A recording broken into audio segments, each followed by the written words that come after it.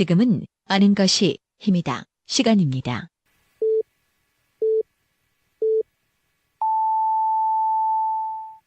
Welcome to the best podcast. Knowledge is power. 보복을 위해서 이번 주 일요일에 올라갈 방송은 김세한 위원장님이 조금 더 멋있게 나오고 김태형 부위원장님을 좀 이렇게 덜 웃기게 만들어 볼까라는 생각을. 또 악마의 편지 시작하는 거야. 코드 하나 찍으면서 아싸 이거 하나 생각해 놓은 건 있어요. 내가 어제 뭐 하나 갖다 줬잖아. 왜 그래? 표정이 아주 그냥 예술이었어. 자, 그럼 시작해 보도록 하겠습니다.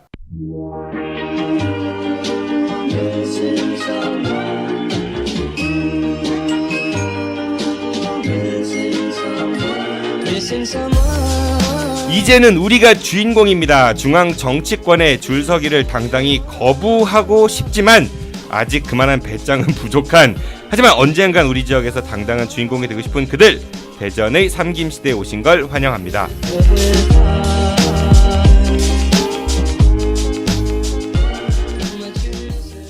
빅데이터로 완성한 가장 완벽한 수능 영단어 수빅복화.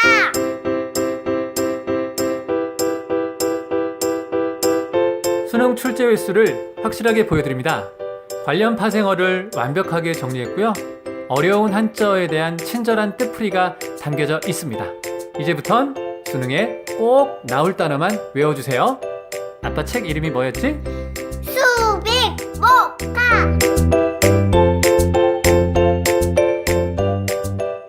아빠 책 좀 꼭 사주세요. 지금 여러분들의 자동차는 안녕한가요?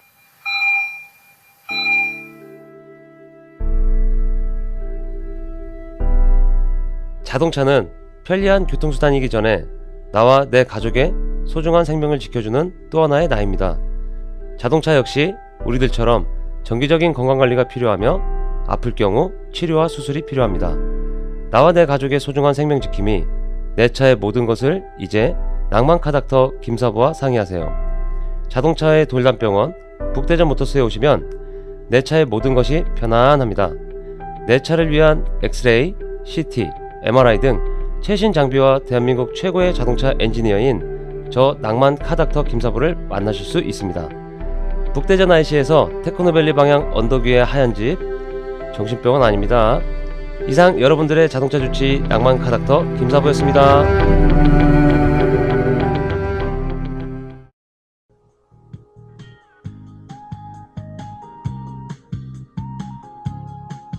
안녕하세요.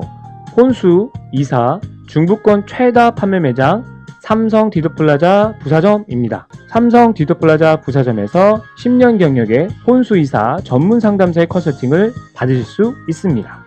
전자 제품은 인터넷이 싸다는 편견 날려드립니다. 네이버 검색창에서 대전 혼수 또는 대전 가전을 검색하세요. 문의 042-282-8666 대전 중구 부사 내거리에 있는 삼성 디도플라자 부사점. 팟캐스트 듣고 오셨다고 하시면 추가 혜택도 드립니다.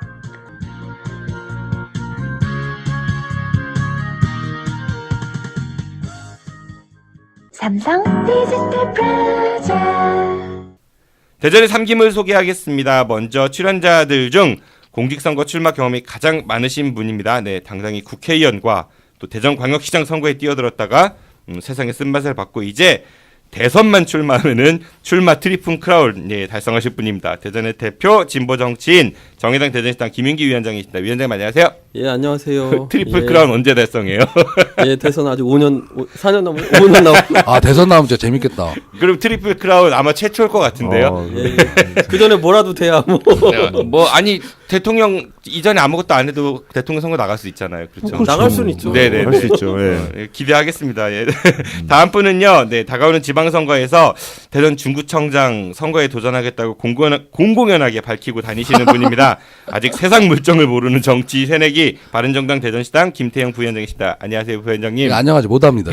왜 안녕하지 못하십니까? 여러 가지로 내외적으로 힘들어요. 하나 가지 이유를 꼽아준다면은 가장 힘든 거. 뭐 당이 제 모양이 아니니까 아 바른정당이 네, 뭐 바른정당이. 깨진다 뭐 요즘 그런 얘기도 많이 있는 것 같고 그 뭐 한식의 중나 뭐 청명의 중나 똑같지 않을까 싶습니다. 본인은 근데 지난번에 저희 그 다른 프로그램 방송에서 절대 자유한국당 안 가요. 안 간다. 네, 네. 자강파인 거죠? 자강파죠. 자강, 절대 안 갑니다. 자강파이거나 소멸파이거나. 근데 국민의당과 합당은 좀 뭐 합당이나 통합이나 연대나 이런 가능성은 좀 열어두고 있어요. 환영합니다. 자유한국당파, 국민의당파 이거 아니에요? 아직 나오지 마세요. 네 마지막 분입니다. 이분의 정당 이력은요, 트리플 크라운을 이미 달성하신 분입니다. 네, 정의당만 입당하시면은 사상 초유의 쿼터러블 크라운을 그러겠네. 달성하실 분, 네, 3김 중 가장 출세하셨던 분입니다. 국민의당 대전 서갑 김세환 지역위원장님이시다. 위원장님 안녕하세요. 네, 오래간만에 인사드립니다. 네, 위원장님은 주변에서 되게 멋있다는 이야기를 많이 하시더라고요. 지난번에 우리 그 내 친구의 당은 어디인가 보신 그 시청자분들이 그런 글을 좀 전해 오셨어요? 마음이 굉장히 따뜻하기 때문에 네. 그런 따뜻한 마음이 뭐야. 전달이 되는 게 아닌가 싶습니다. 네, 그냥 한번 던져봤는데 그래서 들어요. 아닌데 사실은 네 그런 시청자 의견은 없었고요. 네, 굉장히 진지하게 받으셔갖고 그런 줄 아는 것 같아. 예, 당황스러웠습니다. 추석 연휴 끝나고 처음 봬요. 그쵸? 이제 뭐 바로 이제 연휴가 길었었는데 세 분은 연휴 어떻게 보내셨나요? 뭐 했나? 생각이 안 나고. 저는 정말 10일 동안 아주 그냥 정말 힘들게 술과 함께 지냈고요. 네. 왜냐하면 이제 명절이 기니까 각지에서 온 친구들, 그다음에 지인들 이런 분들이 뭐 돌아가면서 연락이 오시니까 참 오래간만에 정말 그런 일 생각 안 하고 뭐 정치, 뭐 사업 이런 거 생각 안 하고 참 좋은 분들하고 진짜 체력이 딸릴 때까지 잘 노는 것 같습니다. 정치를 생각 안 했으면 연락 오는 지인들 다 만났을까 하는 그런 궁금함이 좀 생기긴 하지만 네, 그러시고요. 술과 함께 보내셨다고 하셨고 저는 병원 잡아줬어요.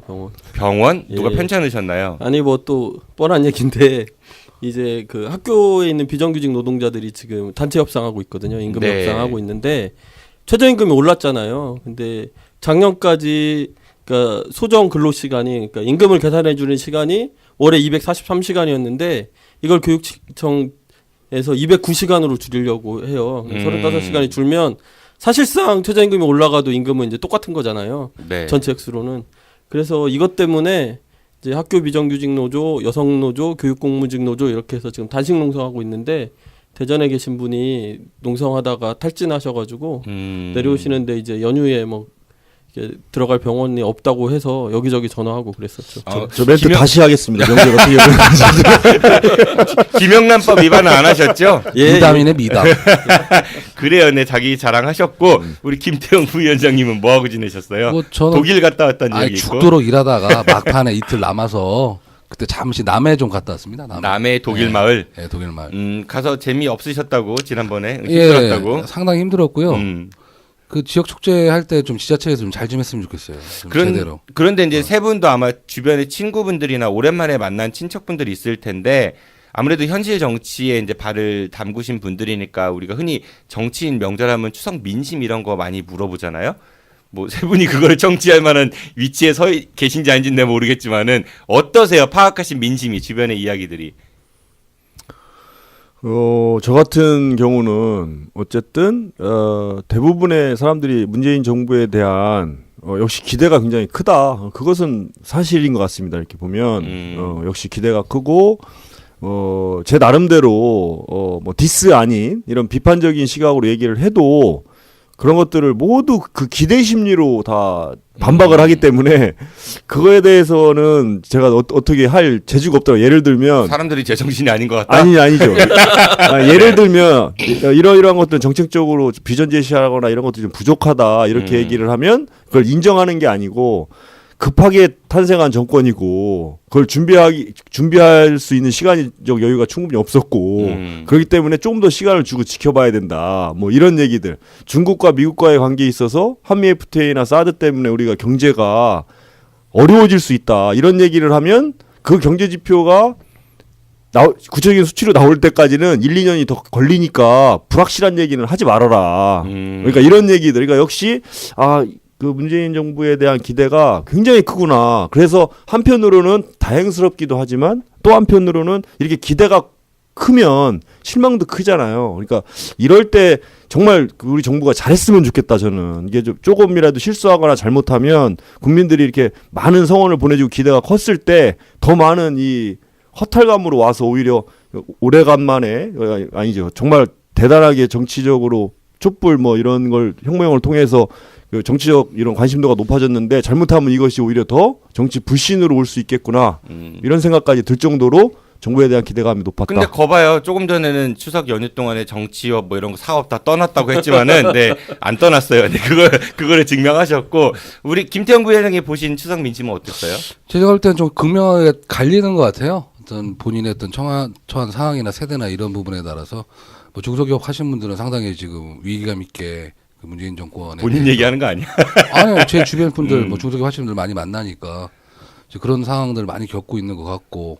그리고 또 이제 세대 좀 나이 드신 분들은 이제 뭐 전쟁에 대한 공포, 뭐 전쟁이 날 거냐 말 거냐, 뭐 이런 식의 이야기들 또 다른 쪽 분들 보면 또 나름대로 아까 얘기했듯이 문재인 정부에 대한 기대감도 크시고, 그러니까 저는 좀 극명하게 갈린 것이 이번에 좀 추석 때 제가 본 민심의 향배 같습니다. 바른정당에 대해서는 어떤 시각들을, 그러니까 예를 들어 본인이 바른정당 소속이니까 그래 그 정당에서 보수의 가치를 지켜 이런 뭐 이렇게 응원하는 분들도 있을 수도 있고 있죠. 아니면은 네. 야 그 때려쳐 이런 얘기 하시는 분도 있을 것 같은데 어떤 게 더 많아요? 보통 이제 자유한국당 쪽 계신 분들은 뭐 때려쳐 이런 얘기 하시고 그래도 좀 야권에 계신 분들은 그래도 좀 저희 좀 응원해 주시고 니들이라도 정신 차리고 있어라. 내 요즘 못 차리는 것 같다. 뭐 이런 얘기 하시고. 그래요. 정의당 같은 경우는 어떤가요? 네, 그 주변 민심이.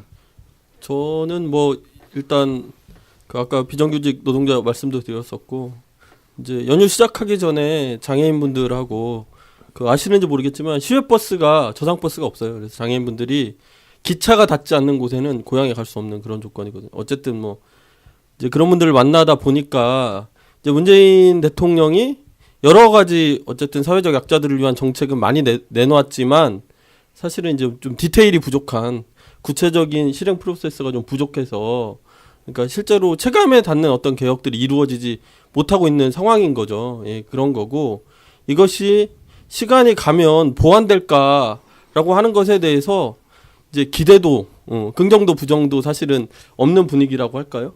어쨌든 지켜봐야 된다. 이런 기대는 여전히 남아있긴 하지만 잘 될 거라고 하는 기대는 또 뭐 그다지 많지는 않은 것 같은 이런 느낌들을 좀 많이 받았습니다. 예. 민심을 얘기하면 보통 자기 편도 있지만은 다 남의 편 이야기도 들어보고 그래야 되는데 제가 지금 세 분 말씀을 드리니까 그나마 김세한 위원장님이 가장 여러 분들의 이야기를 좀 들어본 것 같고 여기 김윤기 위원장님하고 김태형 부회장님은 자기 편들 얘기를 주로 많이 들으신 것 같다는 그런 생각이 조금 들었습니다. 자의적 판단이고. 그래요. 네. 우리 오늘 주제는 좀 피 튀길 만한 주제일 것 같습니다. 지난번 방송 때 우리는 왜 마이너인가 얘기했다가 세 분의 원성을 많이 받았었는데 오늘은 좀 이제 세 분의 목소리를 제가 많이 듣고 싶습니다. 청취자분들도 그러실 것 같고요. 오늘의 주제는 북핵 위기를 대한 우리의 자세입니다. 지금 연일 뭐 북핵 관련한 뉴스가 쏟아지고 있죠. 이게 근데 오늘 어제 뭐 일이 아니라 뭐 몇 달을 끌고 있습니다. 위기라고 하고 뭐 전쟁 위기설부터 해서 여러 가지 뭐 또 김정은하고 트럼프는 뭐 이렇게 말 공방을 주고받고 이런 상황인데 제가 이거 먼저 한번 질문 드려볼게요. 굉장히 위험한 질문일 수도 있는데 사실 이런 질문은 한 예전에 했으면 잡혀갈 수 있을 만한 질문입니다. 근데 용감하게 한번 던져볼게요. 통일이 돼야 되나요? 통일돼야 되죠. 돼야죠. 네. 글쎄요. 네. 통일이 지향이긴 하죠. 아, 예. 왜 통일이 돼야 돼요? 김세한 부위원님께 먼저 여쭤볼게요. 왜 통일이 돼야 돼요? 우리 한 뿌리잖아요. 한 민족이고, 네, 그렇죠?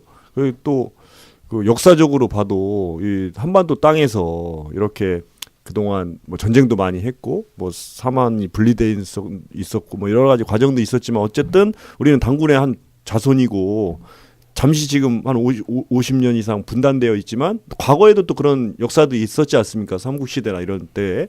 그래도 결국엔 다 통일이 됐단 말이죠. 그러니까 지금 우리 후세에 반드시 통일이 돼서 또 그런 찬란한 역사를 우리가 다시 이뤄 나가야 되는 그 역사의 한 과정에 있기 때문에 당연히 돼야 되는 거죠. 예. 우리는 한 민족이고 그리고 네. 통일이 돼야 이제 민족 번영의 길을 위해서 이제 그렇게 정리를 해볼게요. 김태형 부회장이 왜 통일이 돼야 된다고 생각하세요? 일단은 민족의 당위성이 첫 번째고요. 그다음에 이제 두 번째는 분단 비용도 어마어마하게 들어가고 있습니다. 지금 그 비용도 비용이지만 뭐 저희 여기 계신 분들 다 마찬가지지만 뭐 분단으로 인해서 뭐 물론 분단이 아니더라도 군대는 뭐 가야 될 수도 있지만 뭐 군대 가서 뭐 좋은 격보다는 나쁜 기억이 더 많고 거기에 따른 뭐 여러 가지 뭐 겪지 말아야 하는 일도 겪고 왔고. 어떤 일 겪으셨는데 성지형 당하셨어요?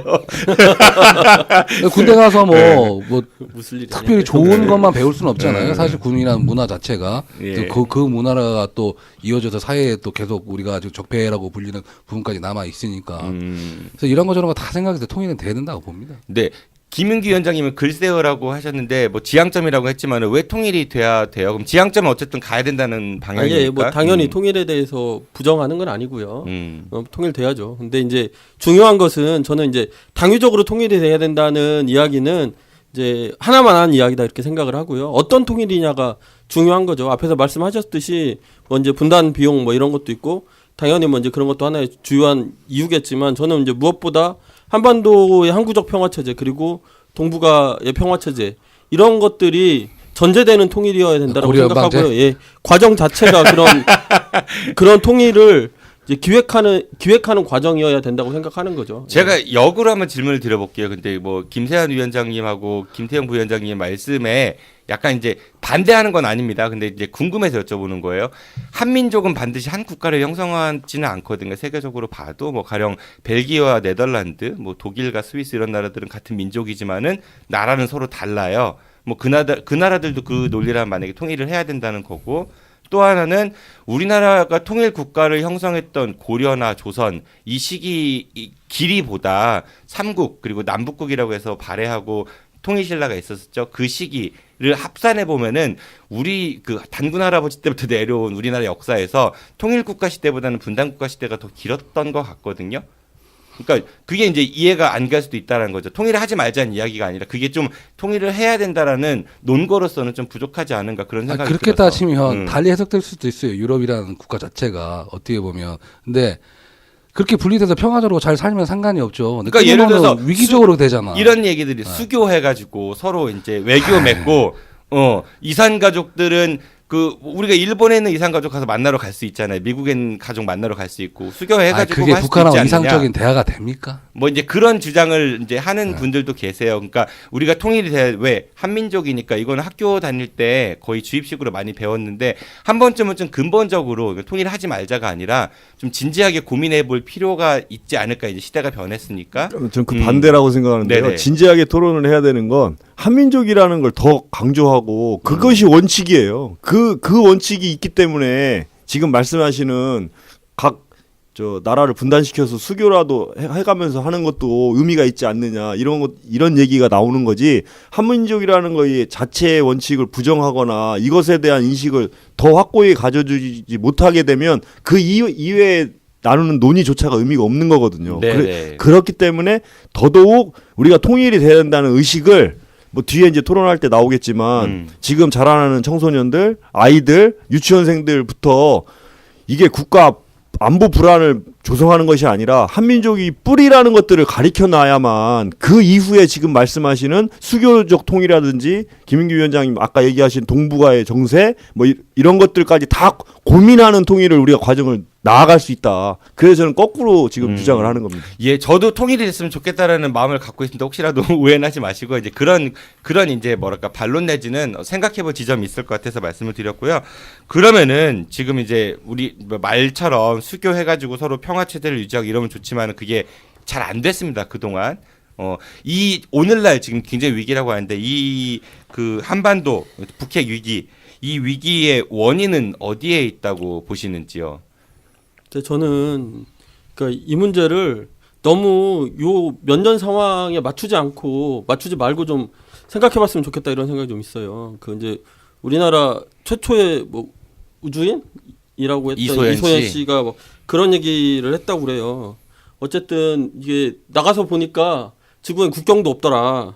뭐 그런 얘기하면서 평화를 추구한다고 했을 때 멀리서 우리가 속한 세계를 좀 지금까지와는 다른 자세로 낯설게 좀 바라보는 자세가 필요하다 이런 이야기를 했다고 하고 이제 아폴로 7호에 탔던 1968년에 이제 그분이 이제 한국 전쟁에 참전했던 미군 조종사였는데 비슷한 얘기를 하고 이분이 거기 갔다 와서 이제 평화운동가가 됐다고 그래요.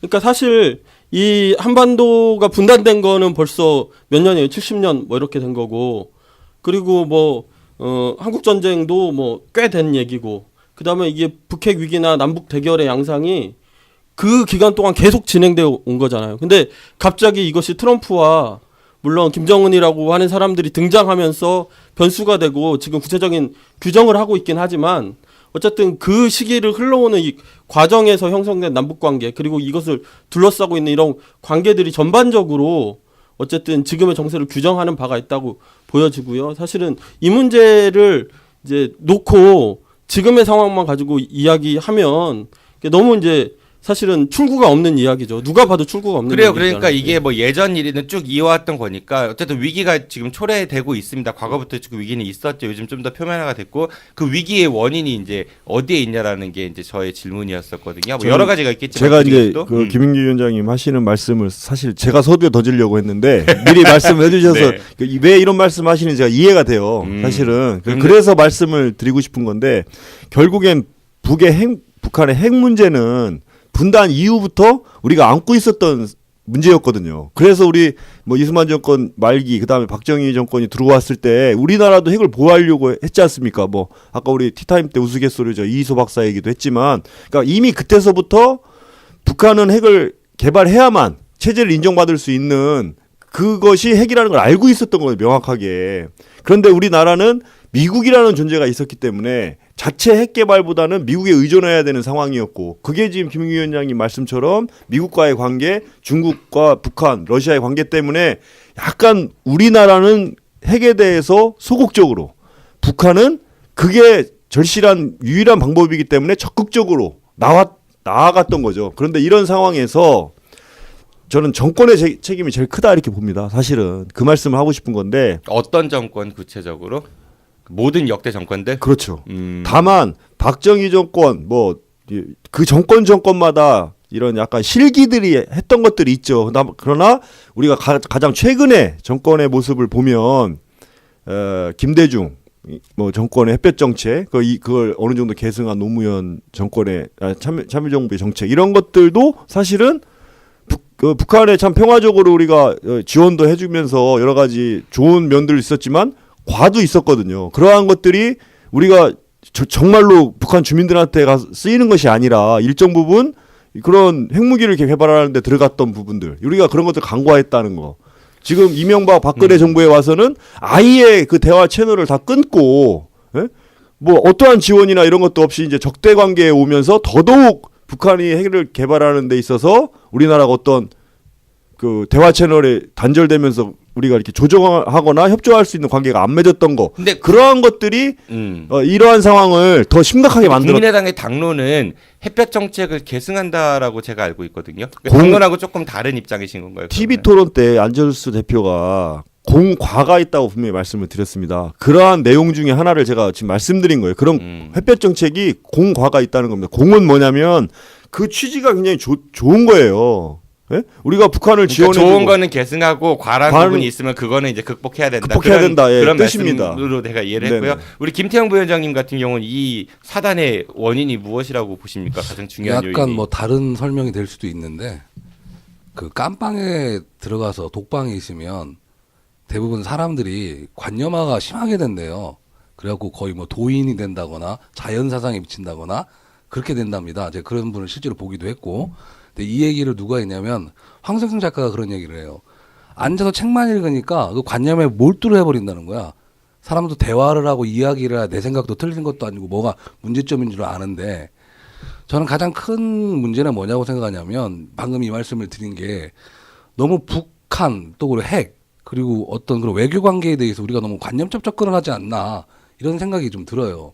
외교 관계에 있어서 힘의 논리지 어떤 무슨 뭐 아카데미컬한 얘기가 통합니까 서로가? 서로 자신의 이익을 갖고 지금 대변을 하는데 그래서 가장 큰 문제는 저희 내부 문제고 국론 분열이 가장 큰 문제라고 생각을 해요. 그리고 어떠한 역대한 정부도 지금까지 북핵 문제에 대해서 해결한 정부가 아무도 없잖아. 그리고 지금은 답이 없어요. 북한 얘기 들어주던가 아니면 한판 뜨던가 둘 중 하나지 뭐. 답이 뭐가 있어? 그러니까 우리나라의 그 책임이 좀 가장 큰 것 가장 같다. 크죠. 김세한 부위원장도 역대 정권들이 책임이 좀 가장 큰 것 같다 이런 예. 말씀을 주셨고 김윤기 위원장님께서는 정세 주변국들의 정세 이런 것들을 좀 얘기를 하신 것 같아요. 조금 더 구체적으로 이야기해 볼게요. 뭐 역대 정부 이렇게 포괄적으로 얘기하지 말고 역대 정부가 다 이제 책임이 있다라고 하면 그 중에서 누구 책임이 제일 큰 것 같아요. 그러면 이 위기가 오기까지 다들 공과 간은 있겠지만은 누가 제일 책임이 큰 것 같아요. 지금 이 상황에 오기까지는. 다 공과 관은 있는 거죠. 어떤 정책을 쓰든 간에 그래서 좀 더 결정타를 밝은 면이 매긴. 있고 어두운 면이 있는 거잖아요. 그러니까 저는 공을 계승하고 관은 뭐 이거는 아니, 말로는 좋은 말인데 말로는 좋은 말이고. 그런 건데 어쨌든 뭐 결정적으로 이 국면을 만들어낸 건 이명박 박근혜 정부죠. 예. 뭐 그건 아니고 왜 그런지에 대해서까지 얘기를 해주세요. 이제 왜 그렇게 예를 들면 생각하시는지. 이명박 정부가 비핵개방 3천 뭐 이런 걸 주장했잖아요. 이거 단계론이거든요. 북한이 핵개발을 중단하면 그 다음에 지원하겠다 뭐 이런 식이잖아. 그 다음에 대화하겠다 이런 식이잖아요. 그러니까 사실은 대화하고 만나지 않는 동안에는 계속 핵개발하고 있는 거예요. 그러니까 말씀하셨듯이 둘 중에 하나인 거거든요. 그러니까 제재를 하더라도 싸움을 하더라도 만나고 대화하는 건 계속 같이 해야 되거든요. 이게 둘 중에 하나만 해서 해결되지 않는다는 게 계속 드러나고 있는 거잖아요. 그렇게 아니, 보면 나는 사실 아예 이번에 대화를 문을 기회 딱 드릴게요. 막은 이제 어쨌든 가장 직접적인 원인은 그렇게 이명박 있다고 박근혜 보여지는 거죠. 정부가 가장 그 중에서 책임이 크다라고 이제 말씀을 주셨고, 김태형 부위원장님 그 이명박 정부 박근혜 정부 탄생 공신이시니까 네. 맞잖아요. 말씀하시죠. 아니 물론 공과가 있는데 그러니까 이 말에 대한 반박을 하고 본인 생각하기에는 누가 가장 책임이 큰가에 대해 얘기하시면 돼요. 가장 제일 책임이 크다고 저는 생각하는 점은 그 김대중 정부라고 생각을 해요. 사실상. 왜냐하면 그때 물론 공과가 관은 있었어요. 근데 제가 예전에 그 위원장님하고 사드 문제 얘기할 때 제가 이런 말씀 드린 적이 있었어요. 시진핑, 김정일, 누가 더 또라이냐, 트럼프하고. 네. 다 또라이 돼버렸잖아, 지금 상황이. 걔들하고 말이 통해요? 말이 안 통하잖아. 근데 왜 대화를 했다고 자꾸 얘기를 해? 대화에서 뭐가 됐는데? 그리고 문재인 뭐 독일 가갖고 뭐 대화합시다 했는데 바로 개차만 당했잖아. 난 문재인 정부 때 나와서 그런 얘기하면 좀 말이라도 들을 줄 알았어. 더 무시하잖아. 지금 상황 자체를. 오히려 뭐 박근혜, 이명박 정부 더 무시를 하는데 이거 어떻게 설명할 건데? 대화를 하자고 소를 내밀어도 미사일 빵빵 쏴대고 더 쏴. 뭐 이게 대화가 되는 측면이야? 그 노동일보에 제가 진짜 카피를 했었는데 노동신문 아니에요? 노동신문에 거기다 뭐라고 써놨더라? 하여튼간 그 말도 안 되는 말을 써놨어. 뭐 문재인 정부 그런 뭐 개소리 하지 말아라 막 이런 식으로 막 그렇게까지 하는 애들한테 무슨 얘기를 하냔 말이야. 북한이 원래 워딩 그렇게 한 건 하루 이틀 얘기는 아닌 것 같고, 그러니까 김태형 부위원장님은 김대중 정부의 책임이 가장 크다. 하루 이틀은 아닌데 그래도 그 상황에서 김대중 정부가 큰 이유가 뭐예요? 가장 큰 돈 퍼준 거죠. 돈 퍼졌다. 네. 오지 나서 뭘 했겠어. 다 우리나라가 준 거지. 그 사람들이. 오케이, 그렇게 생각을 하시고요. 네, 우리 김세현 위원장님께서는요. 저는 뭐 역대 정권 얘기를 제가 꺼냈지만 사실은 다 공과가 있는데 저는 그 중에 하나를 더 짚으라면 짚고 싶지는 않은데 짚어보세요. 그래도 가장 그래도 짚으라면 저는 전후 관계를 따져서 봤을 때 박근혜 정부의 가장 큰 문제가 있다 저는 이렇게 봅니다. 뭐냐면 이렇게 얘기하면 이제 오해 소지가 있을 수 있지만 제 시각이니까 이해를 해주시길 바라면 박근혜 정부 시기에는 뭘 실기를 했냐면 그래도 이명박 정권에서는 뭐 정상회의도 개최하고 어쩌고 하면서 이런 외교 관계에 대해서를 끌고 가면서 정상 외교를 개최했다고. 정상회의. G20 정상회의 하면서 그러한 것들로 국제적인 정세를 우리나라 분위기로 끌고 가면서 어느 정도 북한에 이렇게 압박하고 하는 것들을 심어줄 수 있어 분위기를. 근데 지금 박근혜 정부에서의 외교의 실패는 제 시각에는 지금 중국을 방문했던 겁니다. 그러니까 중국의 국경절에 박근혜 대통령이 참석했던 거. 저는 그때 시진핑과 박근혜 대통령이 그 막루에서 있는 걸 보면서 북한이 저는 굉장히 위기감을 느꼈을 거라고 봐요. 그러니까 그런 것들을 물론 하려고 했던 정치적인 의미도 있었겠죠. 박근혜 정부에. 그렇다면 그런 것들을 끝까지 잘 컨트롤을 했어야 되는데 오히려 북한을 더 위기감으로 빠뜨리면서 북한이 남한과 중국이 저 정도까지 가까워지면 우리가 지금 고립돼서 쓸 자리가 없는데 더더욱 핵개발에 박차를 가야 되겠다라는 빌미를 주지 않았나. 그리고 그런 관계 속에서 사드 문제나 이런 것들을 이게 좀 미온적으로 이렇게 말을 중국도 기대감을 갖게 하고 미국도 오히려 또 갖게 하고 중국에는 사드를 배치 안 할 것처럼 하면서 결국 막판에는 사드를 들여오면서 오히려 북한한테 우리가 외교를 할 수 있는 키를 모든 걸 다 넘겨줬다. 마지막 히든 작품은 뭐냐면 탄핵을 당하면서 그 다음 정부가 뭘 이렇게 할 수 있는 이런 시간적 능력적 이런 것들 여유를 주지를 못했던 거예요. 그러니까 결정타는 저는 박근혜 정부가 이런 전후 관계를 살펴보면 빌미도 제공했고 마지막 그런 것들을 마무리도 하지 못하면서 다음 정권에 부담까지 주는 이런 결과를 초래하지 않았나. 네, 세 분이 지금 이제 지적을 하셨는데 그러면 이제 그 본인들의 그 생각하기에 가장 이제 책임이 큰 쪽은 누구다라는 말씀을 주셨으니까 그거에 대한 반대 이야기나 뭐 첨언할 수 있는 이야기 할 수 있는 시간을 좀 가져보도록 하죠. 그냥 시간 순서대로 갈게요. 김대중 정부가 가장 그 국내 정부가 먼저였으니까 시기적으로 김대중 정부 아까 이제 김태형 부위원장이 말씀하셔서 가장 책임이 크다고 그 이유 중에서 뭐 대북 퍼주기 뭐 이런 얘기들을 하셨는데 그 부분에 대해서는 두 분은 어떻게 생각하시는지요? 이 북한과의 대화 채널을 이게 만들고 어쨌든 그것들을 만들고 이어나가고 또 햇볕 정책을 통해서 전쟁이 없는 그런 국면을 만드는 데에는 김대중 정부의 역할이 저는 컸다고 봅니다. 개성공단의 문제라든지 뭐 금강산 관광이라든지 정말 획기적인 그런 사업들을 통해서 그런 분위기, 화해 모드의 분위기를 만들었다. 다만 제가 서두에도 말씀드렸듯이 그러한 자금들이 좀 전체적으로 북한의 주민들한테 좀 정확하게 돌아가고 그런 발전들을 위해서 좀 쓰여져야 됐는데 정확하게 얼마의 금액인지는 제가 모르겠으나 언론에서 나오는 것들을 보고 또 대북 송금 자금이라는 뭐 이런 것들도 자꾸 의혹으로 밝혀지고 이런 것들을 보면 분명히 핵무기를 개발하는 일정 자금이 들어간 건 맞는 얘기인 것 같다. 그러니까 그 부분에 있어서 명확하게 북한과의 그런 협약이라든지 이런 것들을 하지 못한 점 그리고 그러한 자금들을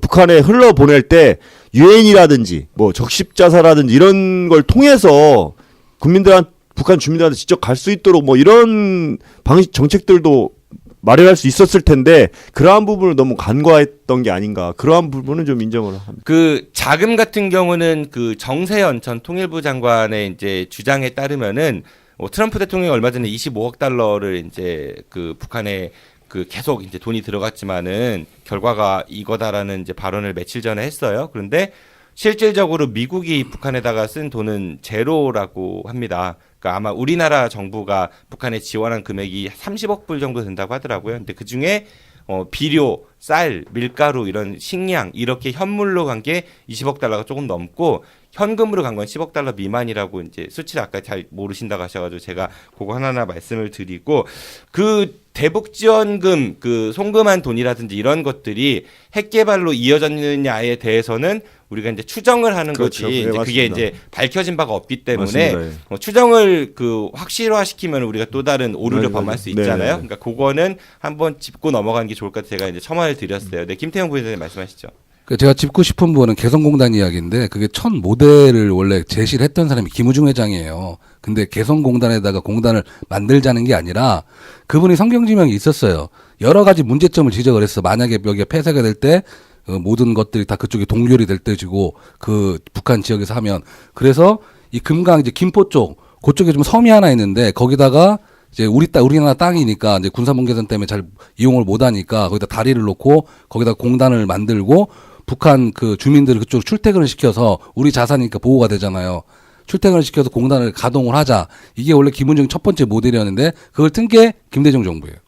가서 바로 거기다 했단 말이야. 섬에도 안 하고 개성에다 한 게 잘못된 거다. 잘못됐죠. 북핵 위기를 초래했다. 아니 북핵 위기 좀 지금 우리가 주제가 북핵 위기니까. 북핵 위기인데 이제 첫 모델이 그거이다. 이제 김우중 그 회장이 여러 가지 이게 만약에 외교관계 틀어지거나 뭐가 나면 여러 가지 문제점이 생길 수 있다. 지금 문제점이 생겼잖아요. 지금 거기 공단 폐쇄돼 갖고 자기네들이 그 가동하고 폐쇄를 있고. 일단 한 거는 우리나라 정부에서 한 거잖아요. 아니 그거까지 다 얘기를 했었어. 김우중 회장이. 그러니까 여러 가지 김우중 문제를. 회장의 예견을 무시하고 개성에 공단을 세운 게 김대중 정부라서 그렇죠. 그래서 김대중 정부가 북핵 위기를 초래한 거다. 아이, 우리가 그거니까. 그러니까 바로 잡고 하자는 얘기지 내 얘기는. 그러니까 김우중 회장이 그런 제안을 한 적이 있었다. 네, 그게 원래 그 모델이었다고. 처음에는, 그런 아이디어를 제안했다라는 거고 그 첫 모델이 아니라 그런 아이디어를 제안한 거였던 거고. 네, 우리 김인기 위원장님. 예. 저는 일단은 요 얘기 하기 전에 좀 이제 말씀드리고 싶은 것은 김정은이나 트럼프나 뭐 이런 사람들이 매우 대화가 잘 될 만한 정상적인 사람들이어서 대화를 하자고 하는 게 아니다라는 말씀은 좀 드리고요. 아, 그 얘기가 내 얘기잖아요. 예, 들으세요. 좀 들으세요. 아니, 그걸 또 아카데미컬하게 포장하지 말라니까. 아니, 들으세요. 뭘 아카데미컬해요. 그럼 뭐 전쟁이 책에서만 있는 이야기예요? 전쟁을 하지 말자는 얘기는 굉장히 실존적인 얘기잖아요. 아니, 전쟁하지 말자는 얘기 맨날 사람들이 저는 했지. 지금 김인기 위원장님 발언 시간이니까 좀 들어보도록 하시죠. 네. 이제 그래서 어쨌든 이게 한번 통일도 그런 얘기 아까 하신 거잖아요. 이게 분단 비용이라고 하는 것이 평화를 유지하는 데 들어가는 비용이고 따로 반대로 이야기하자고 하면 그러면 이게 우리가 이야기한 한반도 문제의 궁극적인 목표가 무엇인가가 중요하다고 저는 생각하고요. 그렇기 때문에 어려움이 있더라도 그 수단을 찾아야 된다는 측면에서 이야기하는 거지 북한의 핵개발은 뭐 괜찮고 이런 이야기를 하는 건 절대 아니고요. 그 어려운 수단에 대해서 해법이 뭐라고 생각하세요? 잠깐만요. 지금 해법 얘기가 아니고요. 김대중 정부의 책임이 제일 크다라는 그 발언을 가지고 의견을 말씀드리는 시간입니다. 네, 계속해 주시죠. 그래서 뭐 저는 일단 뭐 여러 가지 이야기들이 있고 평가들이 이미 나왔는데 이제 또 하나의 측면에서 보면 어쨌든 이게 통일이 돼서 하나의 국가를 이룬다고 했을 때 어쨌든 이게 북이 어려움을 겪을 때 남한이 이게 인도적인 차원에서 지원을 하는 모델을 만들어낸 것 그리고 이제 그것을 중심으로 해서 남북 관계를 재편하려고 했던 것은 굉장히 올바른 정책 방향이었다라고 생각을 하고요. 저희 당이 뭐 민주당하고 여러 가지로 뭐 예를 들면 뭐 이제 노동정책 이런 데서 각을 많이 세우지만 이 남북 관계에 있어서는 뭐 자유한국당보다는 훨씬 나은 지점에 있다라고 평가하고 있는 게 그런 거고 다만 이제 어쨌든 어떤 대통령이든 어떤 정치인이든 자신의 업적을 만들려고 하잖아요. 그 국면에서. 그래서 이게 이제 그 시점에서 흘러가야 되는 흐름이 있는 거고 근데 그 업적 때문에 뭐 이제 과도하게 무엇을 했을 수도 있다. 이건 그냥 추측인데요. 예를 들어서 노벨상 말씀하시는 거예요? 아니요. 뭐 그런 건 아니고요. 그러니까 그거는 이제 제가 정확히 알고 있는 건 없지만 어쨌든 이게 그런 지점이 있을 수도 있겠다라고 하는 이제 그런 게 있었다라고 하면 특히나 남북 관계에서는 그런 지점들은 조심해야 되는 게 아닌가 이런 생각을 하는 겁니다. 제가 한 말씀만 드리겠습니다. 돈에 대한 문제여서 한 말씀 드릴 수밖에 없는 게 북한이 왜 핵을 고집하겠습니까? 그 이유는 뭐냐면요. 가장 저비용으로 효과를 낼 수 있는 게 핵이기 때문이에요. 제가 이 말씀을 드리는 이유는 뭐냐면 북한이 돈이 많다면 핵잠수함, 뭐 항공모함, 뭐 이런 것들 막 만들고 수입하고 해가지고 진용을 갖출 수 있어요. 그러나 그렇게 하기에는 북한 경제가 그거를 감당할 수가 없는 겁니다. 가장 적은 비용으로 군사적으로 최대 효과를 낼 수 있는 게 핵개발이에요. 그런데 그 핵개발 정도는 우리 대한민국이 개성공단을 통해서 자금이 들어가고 인도적 지원한 돈이 뭐 일정 부분 전쟁 작업으로 들어가서 근데 그거는 해서 핵을 개발한 게 아니고 그게 없었더라도 북한의 그 경제적인 규모로 보면 충분히 핵 개발할 수 있을 정도의 그 정도의 규모는 된다. 알겠습니다. 우리가 지금 대화하는 주제가 일단은 김대중 정부가 가장 큰 이 위기의 책임이다라는 바른정당 김태형 부위원장님의 시각에 대해서 이야기를 하는 거니까 좀 주제를 집중을 해보도록 하고요. 뭐 그런 얘기도 있습니다. 아까 우리가 분단 비용 이런 말씀들 하셨지만은 김대중 정부 노무현 정부 때 이제 안보가 느슨해졌다라는 보수 쪽의 주장이 많이 있잖아요. 시각들이. 근데 반대로 그때 경제 성장이 그러니까 전쟁 위기가 관리가 되니까 그 비용이 이제 외국에서 가령 예를 들어 가지고 안보 정세가 불안하면은 뭐 외국 자본도 많이 빠져나가고 그러니까 오늘 코스피 최고 찍었어요. 근데 이제 그러한 것들 그러니까 왜 다른 쪽에서 시각들은 이런 거죠. 그러니까 전쟁이 안 날 것이다라는 그런 뭐 시각도 불안한데 있을 코스피 것이고. 최고 찍었다니까. 그러니까요. 오늘 얘기가 아니라네. 그 당시에 이제 그런 시각들 좀 있었던 것 같고요. 노벨상 얘기도 뭐 최근에 뭐 국정원에서 뭐 이런 얘기를 했다는 정황이 지금 뭐 보도가 되고 그렇잖아요. 뭐 그때 돈 주고 노벨 평화상을 샀다 뭐 이런 식의 그 이야기들도 많이 있었고, 근데 노벨상 위원회에서 그건 공식적으로 발표를 했다고 하더라고요. 그런 적 없었다고 그러지. 그리고 그렇게 했다거나 뭐 위신이 떨어지는데. 아니 오히려 상을 주면 안 된다라는 로비가 있었다라고, 그리고 한국인들에게 굉장히 불쾌하다라는 공식 성명을 냈다고 하더라고요. 그러니까 그거는 우리가 아무리 이제 비판하거나 이런다 하더라도 세계적인 권위가 있는 곳에 대해서 그러니까 추측성을 이렇게 얘기하는 건 좀 우리 스스로 너무 창피하지 않은가, 저는 그런 생각이 좀 들었습니다. 그건 동조합니다. 네. 그래요. 이제 김대중 대통령 시절이 가장 이 위기에 그 큰 책임이 있다라는 시각에 대해서 이야기를 해봤고, 두 번째로 이제 이명박 대통령 시대로 넘어가 보겠습니다. 아까 우리 김윤기 부위원장께서는 이명박 박근혜 두 대통령을 언급을 했고요. 아까 이제 뭐 남북 관계의 단절 이런 것들을 말씀하셨는데 김태형 부위원장님 거기에 대해서 하실 말씀 있으십니까? 아니 상황이 그렇잖아요. 사건이 한두 번 일어났습니까? 여러 가지로. 잠수함 터져갖고 뭐 다 죽고 뭐 그런 상황에서 만약에 미국 잠수함이라고 생각을 해봐요. 미국 애들 가만히 있었겠어요? 천안함 말씀하시는 거죠? 천안함은 잠수함이 아니죠. 하여튼간 네. 잠수함이 와서 여하튼간에 뭐 결론은 그렇게 났으니까, 어뢰로 공격된 걸로 뭐 결론은 났으니까. 그렇지 않습니다. 그거는. 네. 아니 그 정부 공식 발표니까 믿어야죠. 뭐 어떻게? 법원에서 판결 난 거 보면은 딱 그렇게 규정이 돼 있지 않는 걸로 저는 알고 있고요. 네. 아니, 저는 그렇게 알고 있습니다. 대한민국 네. 한 그러니까 어쨌든 천안함 폭침 사태가 나갔고 그게 이제 북한의 소행이다라고 일단 합조위에서 그런 발표를 했고, 외부 뭐 러시아라든지 뭐 여러 군데에서도 참여를 했다가 그 결론에 동조할 수 없다 해서 뭐 중간에 철수 이런 얘기도 있긴 했었어요. 그쪽은 당연히 그렇게 얘기하겠죠. 어쨌든 그러니까 천안함 사태 뭐 이런 것들 아니면 박광자 씨가 이제 금강산 관광하다가 총 맞아서 돌아가신 사고가 있었죠. 그런 것들 때문에 단절은 어쩔 수가 없었다. 그 상황, 그 시대적 상황에 그게 어쩔 수 없었기 때문에 그건 이명박 대통령 시대에 지금 위기에 그 위기를 초래한 데 있어서 단초가 됐다고 보기는 어렵다 이런 말씀이신 거고요. 네. 아니 북한이 그렇게 했는데 어떻게 해? 김대중 위원장님 대통령이면 어떻게 하시겠어요? 일단 한번 시켜주고서 얘기를. 아이고 정답이네. 아니 그렇더라도 비공식적으로는 대화의 채널을 만들어 놨어야 된다. 아니면 그 비공식 채널도 운영을 할 수가 없는 상황이었더라면 외교 관계를 통해서라도 북한에 대한 정보라든지 북한 압박할 수 있는 부분들 또는 북한하고 대화를 할 수 있는 채널들이 좀 있었어야 되는데, 그러한 것들을 단절시키면서 조금 간과했던 부분들, 또 그것을 북한이 지금 말씀하시는 천안함, 박광자 사건 뭐 이런 것들을 통해서 우리 국민들한테 더더욱 적대심을 갖게 하는 그런 것들로 이렇게 몰고 감으로써 남북이 급격하게 대치 국면으로 만들어 놓은 그런 상황이 이명박 대통령 정권에는 약간 과가 아니었나 이렇게 저는 보고 있습니다. 네, 김 위원장님 첨언하실 말씀 있으신가요? 아니 뭐 그런 상황은 계속 있었다는 거예요. 계속 있었고 남북 관계는 계속 관리해야 되는 상황인 거죠. 계속 관리해야 되는 상황에서 아까도 말씀드렸듯이 그 일방의 수단을 포기하는 것은 좀 무모한 일이다 이런 거죠. 가령 예를 들어서 우리가 잠수함 끌고 가서 이제 폭침하고 그 상대방 연평도 사건 안 해야죠. 왜 그런 거를 우리가 쏘면 걔들이 관리를 할까? 우리가 먼저 쏘면? 그러니까 계속 있어요? 말씀을 드리지만 김정은도 그러니까 관리를 해야 되는 대상 항상 그 개인이 그렇죠. 당연히. 왜냐하면 우리 국민의 생명과 안전을 지켜야 되니까 우리는. 그러니까 뭔 짓을 해도 그걸 위해 관리를 해야 되는 거야. 그러니까 결국은 북한 얘기 들어줘야 된다는 얘기잖아. 더 많은 국민의 해답은 그거잖아. 그쪽에 사는 얘기는. 위해서. 그러니까 북한 얘기를 들어주자. 그러니까 잠깐만 제가 말씀드린 게 뭐냐면, 자 MB가 예를 들면 그런 사건이 있었잖아요. 천안함, 뭐 연평도 이런 사건이 있었을 때 대화를 공식적으로 화가 나니까 지금 말씀하시는 것처럼 안 할 수 있다, 좋다. 그러면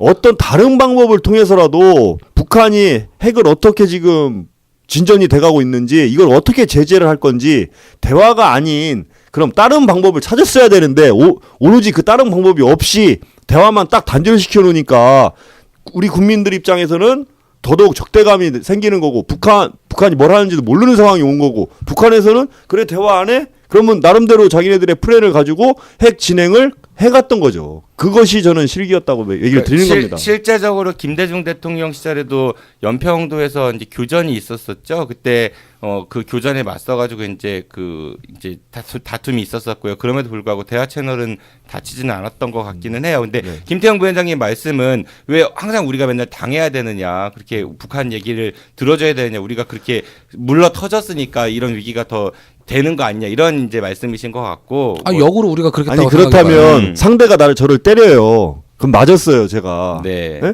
그러면 평생 이것을 해결 안 하고 그럼 난 저 친구랑 얘기 안 해 하고 평생 그냥 단절하고 살아야 됩니까? 아니 그럼 사과라도 하든가 잘못했다고. 대화를 안 할 거면 아니 대화를 하려면 사과를 해야 될 거 아니야. 그러니까 사과를 하게끔 다른 방식을 취했어야 된다는 거죠. 자, 알겠습니다. 천안함 관련해서는 할 얘기가 굉장히 많을 것 같은데 오늘 주제는 일단 북핵 위기고 우리가 주어진 시간이 있으니까 벌써 시간 꽤 많이 흘러갔거든요. 요 정도로 네, 마무리를 하고 박근혜 대통령 시대로 넘어갈게요. 지금 김세환 부위원장님은 박근혜 대통령 시절이 가장 이 위기를 초래하게 된 책임이 크다, 이런 말씀을 주셨거든요. 거기에 대한 뭐 입장들을 한번 견해들을 말씀해 보시죠. 네. 가장 큰 거라고는 동조하기 어렵고요. 위기를 불러일으킨 건 사실입니다. 그리고 개성공단 폐쇄는 제가 봐도 요거는 실수했던 것 같아요. 그렇게까지 갈 필요는 없었는데 마지막 보류로 그건 어떤 협상의 키라든가 남겨놨어야 되는데 그것까지 폐쇄를 하면서 우리 국내 기업도 어마어마한 피해를 입었고 그리고 어떤 하나의 상징물이 없어진 거죠. 전 그거는 상당히 큰 실수라고 생각을 해요.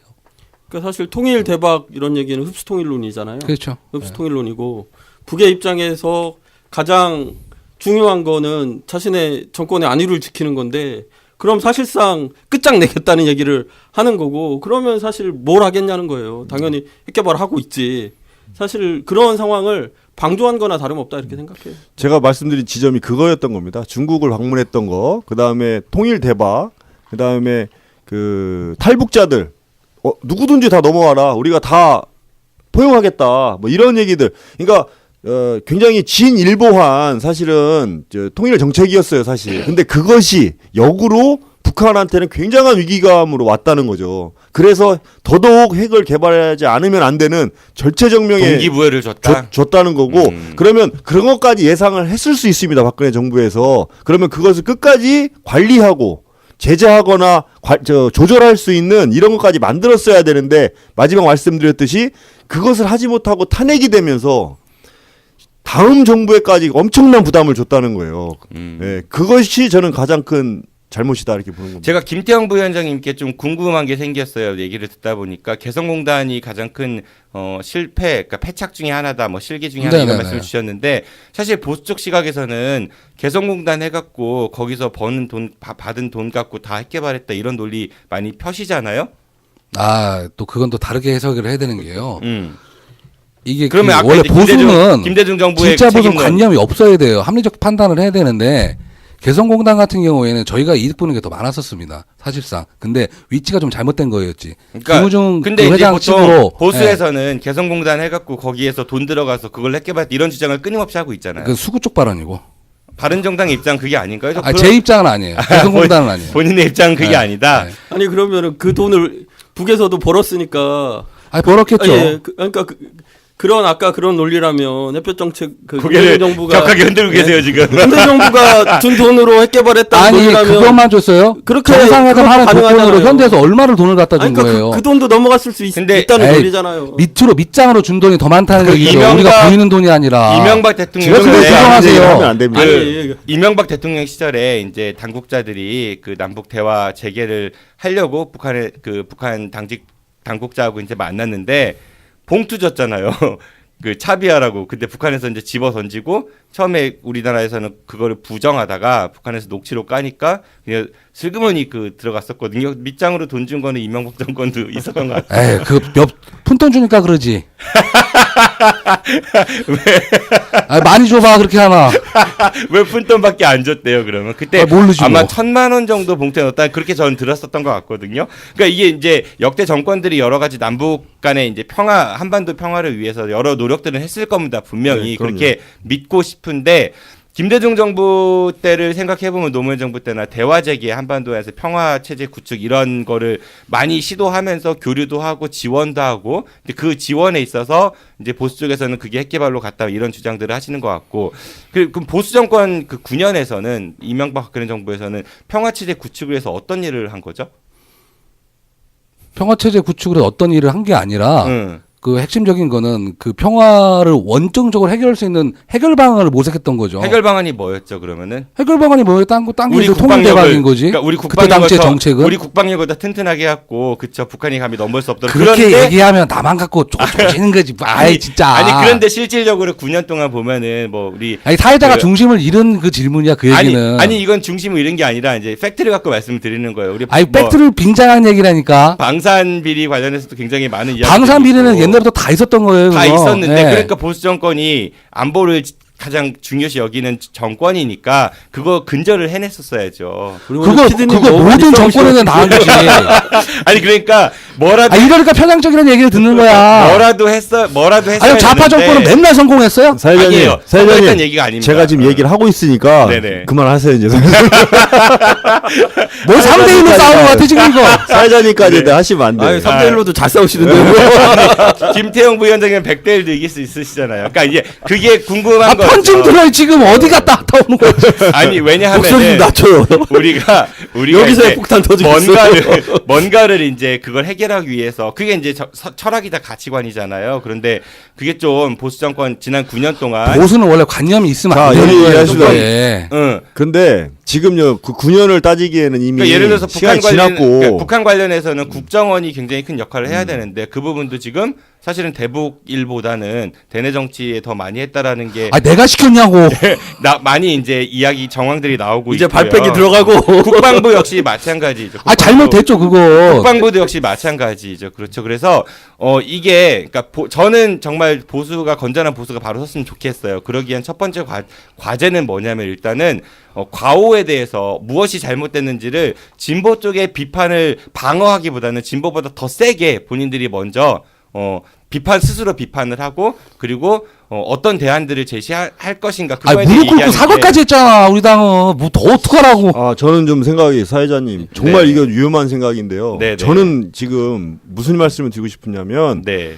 MB 정권과 박근혜 정부가 뭔가를 잘못했다는 거 이건 다 나와 있는 겁니다. 또 반대로 김대중 정부, 노무현 정부도 실기가 있어요. 이것도 다 나와 있는 거거든요. 그럼 더 중요한 건 뭐냐면 지금 문재인 정부가 그것을 가지고 반면 교사를 삼아서 본인들이 해결책을 내놓는 게 더 중요한 거예요. 근데 지금 그게 없는 겁니다. 문재인 정부에. 그게 없으면 오히려 이명박 박근혜의 9년보다 더 욕먹을 수 있어요 지금. 그 말씀에 공감은 하고요. 그러니까 지금 그거에 초점을 맞춰야지. 이미 지나가지. 해결 방안에 대해서 논의하고 해결 방안에 대해서. 그 말씀에 공감을 하면서 하나 더 첨언을 하자면 아까 김세현 부위원장이 말씀하신 대로 전 정권에서 너무 이렇게 소위 말해 개판을 쳐놔가지고 이게 할 수 있는 카드가 사실 별로 없는 것도 사실이잖아요. 자, 그게 그래서 조금 더 그 국민들이 그 뭐라고 합니까? 좀 정신을 차리고 이 문제가 잘 해결될 수 있도록 지혜를 모으는 게 필요하지 않을까 그런 생각이 들면서 이제 마무리를 하도록 하겠습니다. 시간이 많이 지나가지고 해결 방안에 대해서 전혀 얘기 안 했어. 이 위기를 극복하기 위해서 이제 넘어가는 겁니다. 이 위기를 극복하기 위해서 어떻게 해야 될까요? 뭐 대화 얘기도 있고요. 그 다음에 전술핵 얘기도 있고요. 우리 뭐 대전에서도 현수막에 전술핵 재배치 꼭 필요합니다라는 현수막을 거신 국회의원도 계신 것 같고 뭐 여러 가지 얘기들이 있습니다. 사드도 있었고. 제가 먼저 얘기를 좀 하겠습니다. 네, 말씀하십시오. 제일 저는 해결 방안은 지금 문재인 정부가 할 수 있는 일이거든요. 근데 제일 첫 번째 만약에 본인들 스스로 이거에 대한 해결 방안이 아직 없다.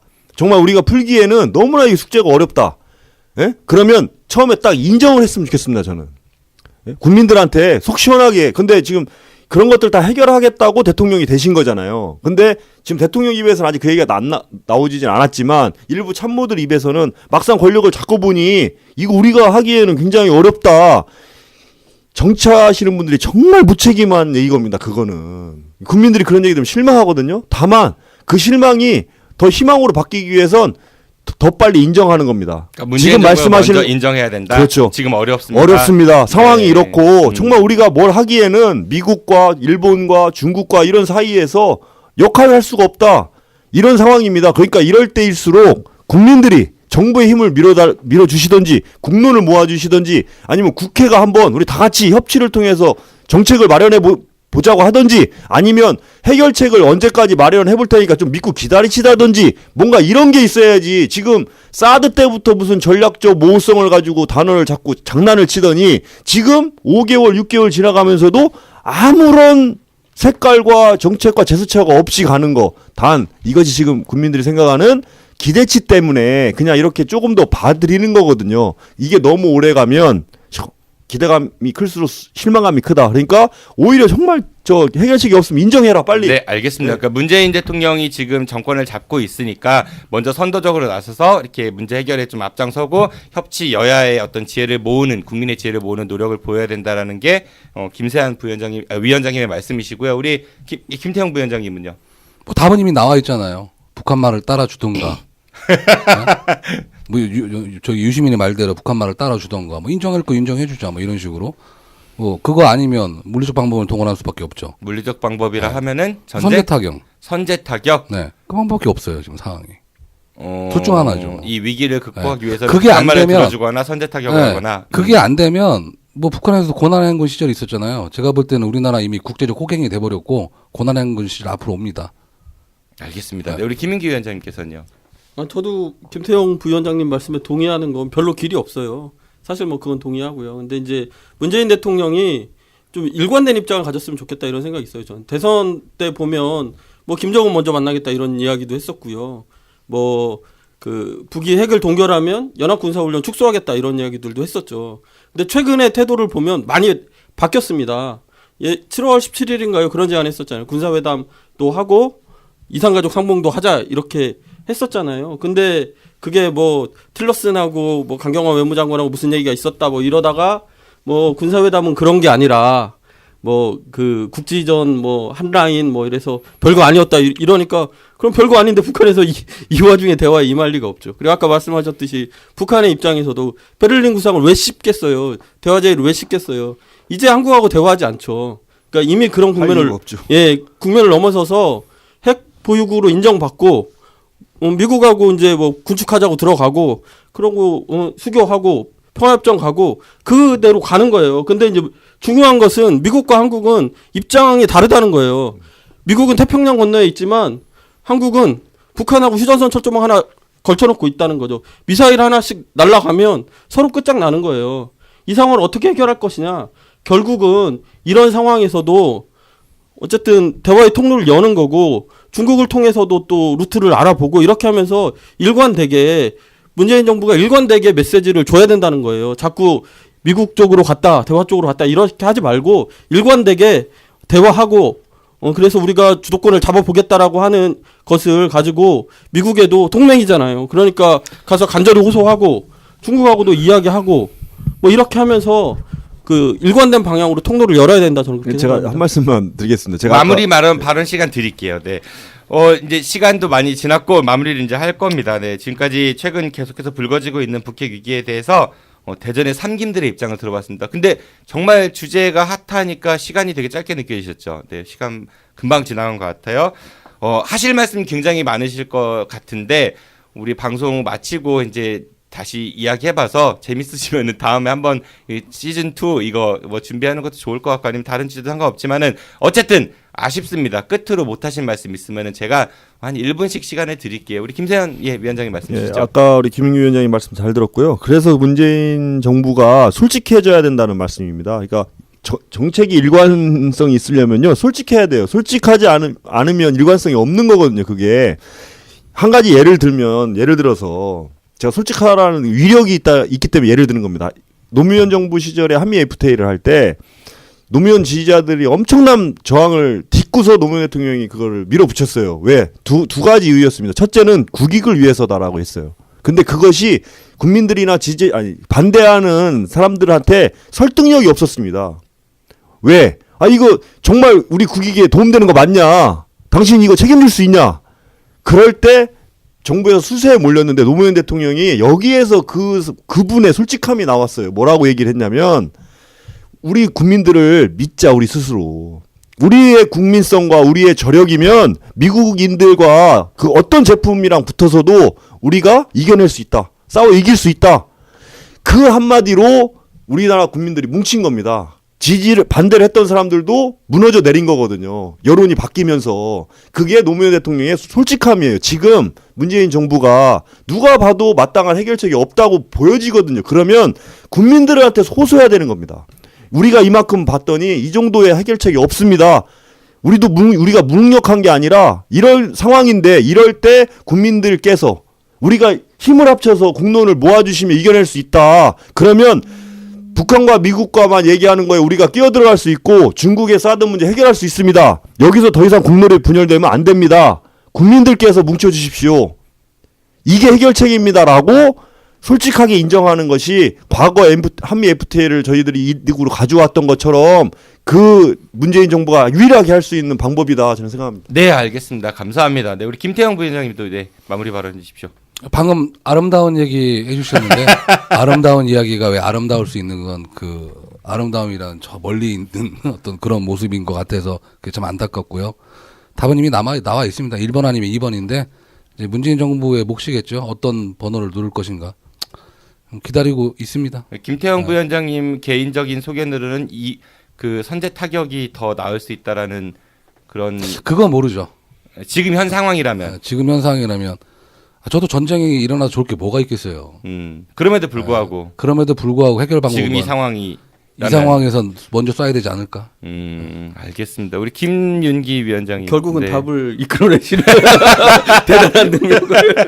그건 내가 선택한 건 아니에요. 네, 네. 지금 얘기대로 가면 뭐 나오는 무기 얘기 다 하면 한반도는 뭐 거의 초토화되는 거잖아요. 지구 전쟁 날 것. 3차 세계 대전. 그러니까 뭐 그런 일은 있어서는 안 되죠. 국가가 존재하는 이유가 뭡니까? 그럼 북한 말 들어줘야지 뭐. 국민의 생명과 안전을 지키기 위해서인데 북한 말이 아니라 영라대학 말이라도 들어서 평화를 지킬 수 있다면 지켜야죠.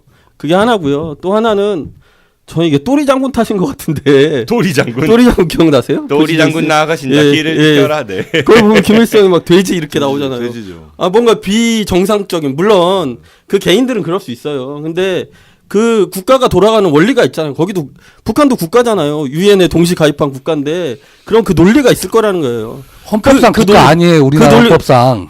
남북한이 동시에 가입했잖아요. 우리나라 헌법상 아니라고요. 그런데 그런 상황에서 어쨌든 정부가 왜 저러고 있는지를 파악하는 게 중요한 거죠. 그래서 그것에 맞춰서 해법을 내놓는 게 우리 정부의 능력이라고 저는 생각하고요. 그래서 이게 뭔가 자꾸 괴물 이런 식으로 접근해서는 답이 없다 이렇게 생각해요. 알겠습니다. 네, 진보이든 보수이든지 간에 이거 한 가지는 확고해야 할 것 같아요. 네, 이 땅에서 다시는 6.25와 같은 전쟁이 일어나서는 안 된다라는 거 말이죠. 네, 한반도 안에서 그리고 더 나아가서 전 세계가 전쟁의 위협으로부터 자유로워질 수 있도록 우리 모두 노력을 해야 될 것 같습니다. 오늘 세 분 나와주셔서 고맙습니다. 안녕히 가십시오. 감사합니다. 네, 감사합니다. 이 세 분이 대전의 삼김 정치 시대를 열 수 있는 날이 오기는 할까요? 네, 저희 아는 것입니다에서 제작하고 있는 인터넷 TV 방송이죠. IMTV에서 마련한 이분들 여기 세 분이십니다. 대전의 삼김 시대의 스피노프 파일럿 프로그램 내 친구의 당은 어디인가 2부가 여러분들을 내일 찾아갑니다. 지난번에 세 분이 바른정당 조끼를 입고 고난의 시간을 겪었었는데요. 이번엔 정의당 김인기 위원장께서 나머지 두 분을 대전시청 앞으로 초대했다고 합니다. 삼김들의 좌충우돌 친구네 정당 방문기 내일도 많은 시청 부탁드리겠습니다. 저도 이만 물러가겠습니다. 지금까지 진행의 정진호였습니다. 청취해주셔서 고맙습니다. 안녕히 계십시오. I'll be back. 고맙습니다. 네.